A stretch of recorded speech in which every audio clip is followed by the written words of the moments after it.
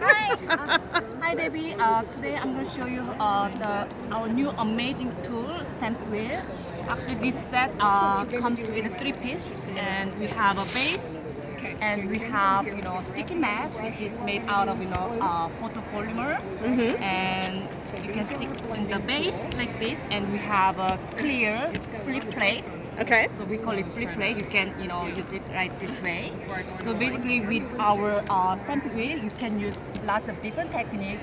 Some of the main techniques you can do is definitely stamp layering, and you can create a wrist building, and also you can use our stamp wheel as a base for stenciling. Basically, since this mat is sticky, you don't need to tape down your paper or stencil to make it in place. Cool. So okay, so let me show you an example. Let's say if you want to create a wrist with the Yeah, she stole your paper. yeah. Oh, sorry.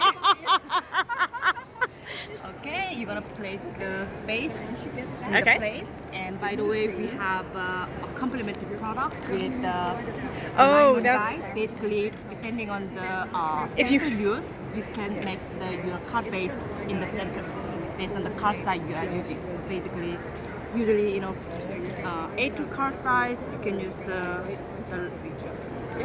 long one, and that's it. So basically, you're gonna put the stamp on the paper where you wanna put them, and we have.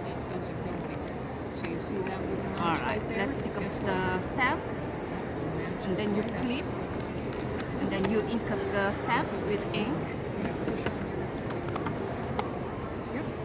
Flip. And then depending on the design you want to create, you can rotate, one or two, depending on the design you want. Let's say, okay. That is fabulous. 2 times.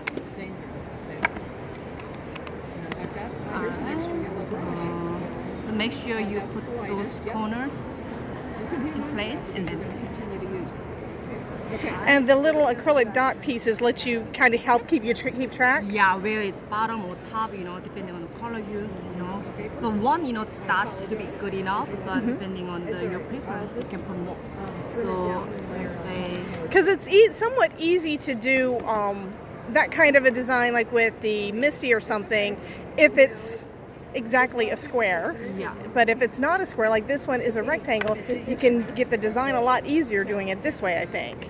Yeah, actually I'm taking 1 ton, so you can see there's a real images, big overlap, right? yeah. But if you want, you can have some gaps between the images, to have more like some room in between designs, right?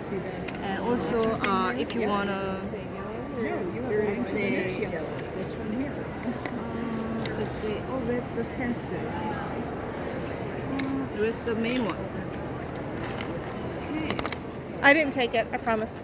I just got here. What are you looking for, me? The main, the first one. Oh, they are using it. Okay, never mind.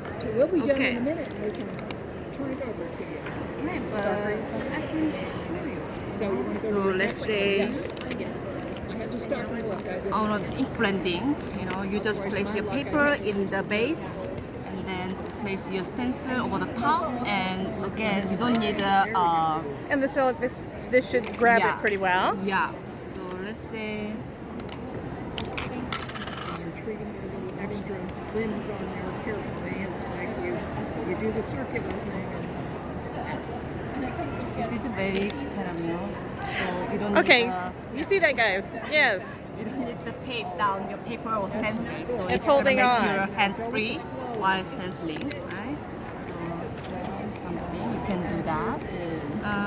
What else? And definitely you can use this base as a, when you watercolor something, since you can wash off the, mat with Easy cleaning, yes. So then when you get to this guy here, And I just say, that's it. okay. Fabulous. Well, thank you so much. Thank you so much. All right.